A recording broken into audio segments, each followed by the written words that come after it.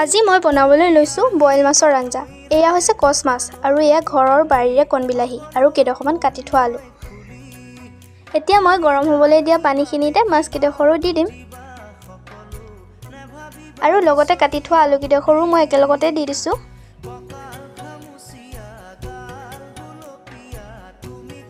এতিয়া মই জোখমতে নিমখ আৰু হালধি অকণমানো দি দিছোঁ।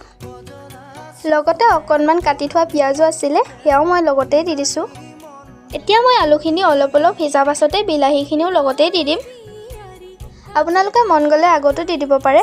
মই খালি আলুটো সিজিবলৈ অকণমান দিগদাৰ পাই কাৰণে পাছত দিছোঁ। আলুটো অলপ সিজা পাছতে বিলাহীখিনিও দি দিছোঁ। এতিয়া আমাৰ মাছৰ আঞ্জাখন অলপ উতল আহিছে আৰু এতিয়া মই অকণমান আদা আৰু নহৰু জলকীয়া একেলগে খুন্দি পেলানি দি দিছোঁ। আৰু এয়া অলপ পাছত আমাৰ ৰেডি হৈছে আৰু এতিয়া খোৱাহে কথা আৰু। আপোনালোকে ভিডিঅ'টো চাই কেনেকুৱা পালে বাৰু? আৰু ভাল লাগিলে লাইক আৰু কমেণ্ট কৰি দিব। আজিলৈ আহিছোঁ, বাই।